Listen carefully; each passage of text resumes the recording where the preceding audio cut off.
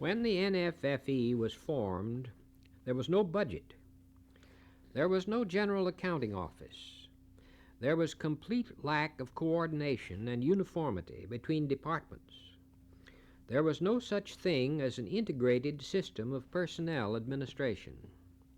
As a matter of fact, most administrators, and members of Congress too, had literally no conception of what the term meant, no interest, and in most cases were antagonistic. Indeed, many employees were equally short-sighted or crushed by the inertia of their surroundings. Yet it has been largely through the initiative of pioneering and far-sighted employees, then and now, that such vast progress has been made since the organization of the National Federation of Federal Employees in 1917 until the present hour. Take the matter of leave, for instance. There was no uniformity as between departments, even in so elementary a matter as the application forms. All of the leave laws were permissive only. Leave was a privilege to be granted at the will or whim of the department head, and it was not cumulative. Many an employee who had no occasion to use sick leave for many years eventually found himself the victim of a serious illness, but with no backlog of leave, and thus hundreds of employees had to be placed in non-pay status when their need was greatest.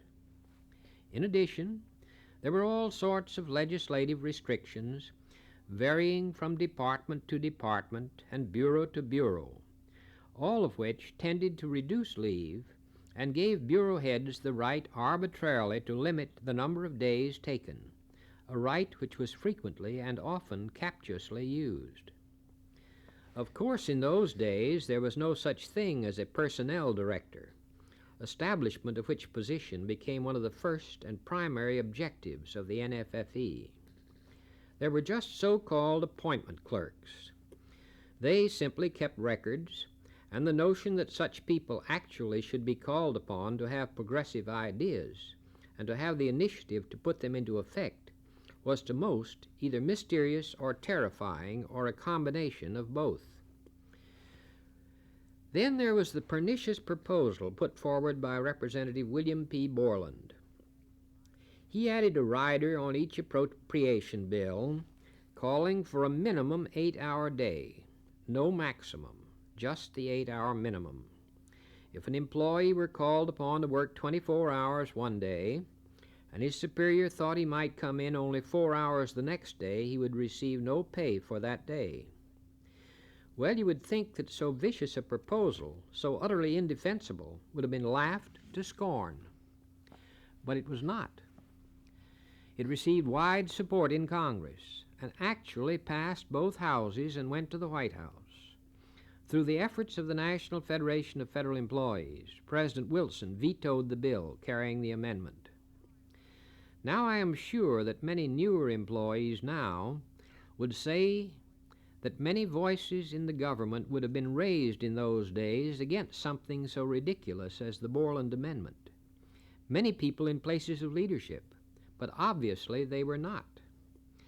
And let me remind you of this fact, which is as revealing as it is interesting.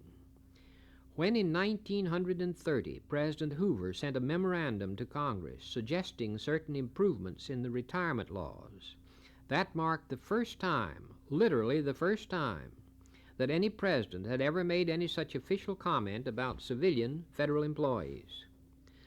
Oh yes, occasionally a cabinet officer in his final annual report would write a mildly complimentary paragraph, routine and completely meaningless. It rarely went any further than that. It never contained constructive suggestions for improvement of personnel administration. That, let me remind you again, was something that the employees themselves had to plan and initiate and to a large extent carry out.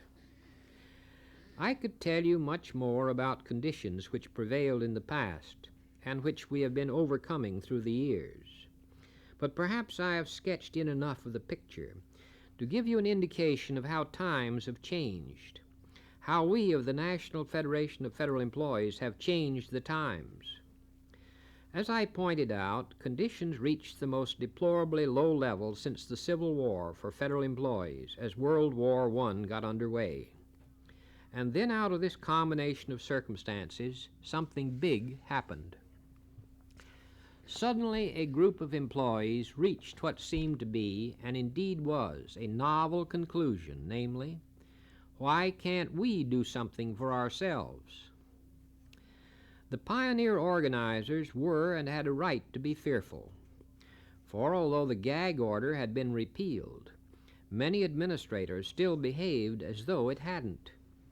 Indeed, it was many years before administrators finally got around to understanding that the Lloyd-La Follette Amendment of 1912 gave federal employees the right to organize and to petition Congress individually and collectively.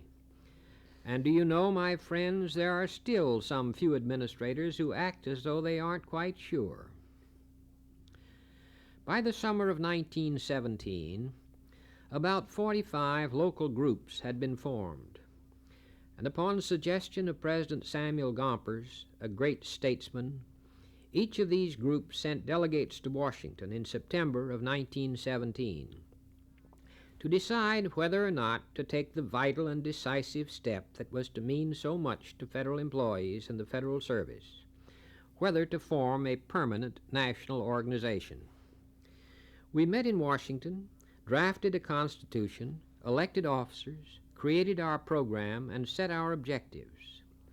We started the National Federation of Federal Employees on its career, the most fruitful career of service in so short a period of time in the annals of any organization in this country, in any field of endeavor. From these beginnings has come a great organization, an organization with its own headquarters in Washington, a unique service organization, providing legislative leadership, administrative adjustments for its members, a complete editorial and information service for members and the press of the nation, splendid research facilities, highly efficient mailing, library, and countless other services and functions. Through the leadership of the National Federation of Federal Employees, has developed every constructive idea in personnel administration which has been enacted during the past 35 years, and it still will take the government years to catch up with the NFFE.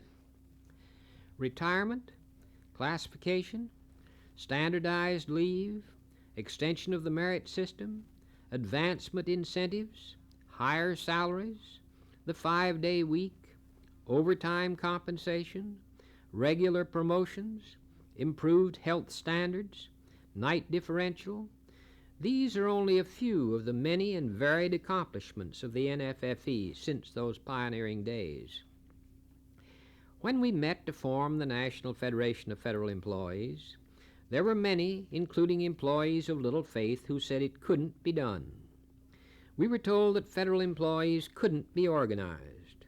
We were told that even if we did succeed in organizing, we wouldn't stay organized. And then we were told that even if we stayed organized, we couldn't get any part of our program through. We were called all sorts of things. Some accused us of being impractical and visionary. Others hurled much harsher epithets in our direction. And all of those here today owe a debt of gratitude to the men and women who had the foresight and the courage to stick with us in those trying days and years. Because make no mistake about this, it did take intestinal fortitude to break the trail and to stand up against those who on the one hand wanted to tear us down actively, and those on the other who attempted to keep us from our goals by sheer inertia and indifference. And so we come down to the present hour.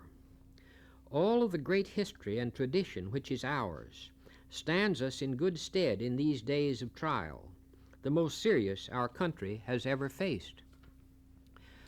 That indeed is the vital meaning today of this thrilling story of past accomplishment to the federal service and its employees, and to the service and its employees of the tomorrows which lie ahead.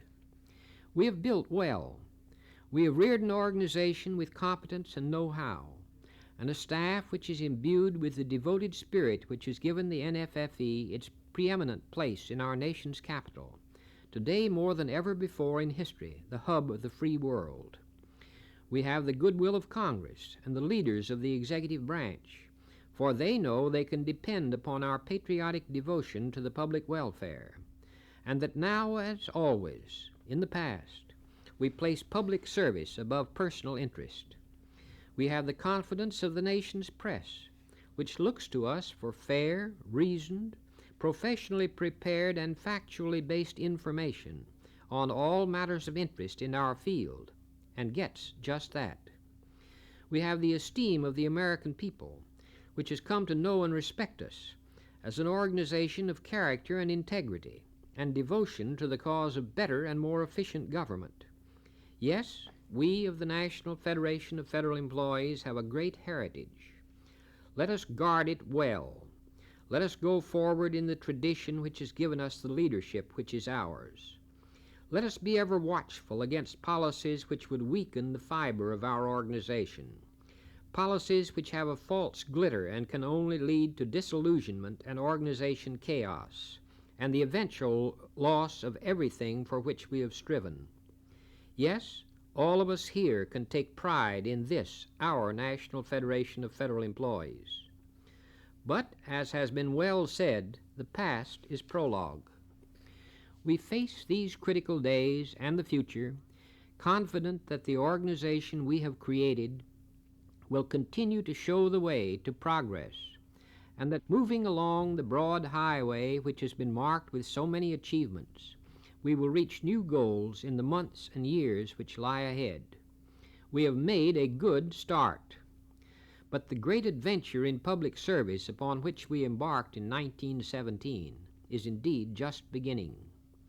All of us who are a part of the National Federation of Federal Employees and who will join with us now and in the future will be able to say, "This we have done.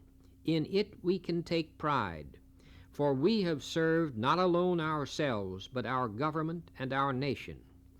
This, I think, is the truest measure and meaning of our National Federation of Federal Employees.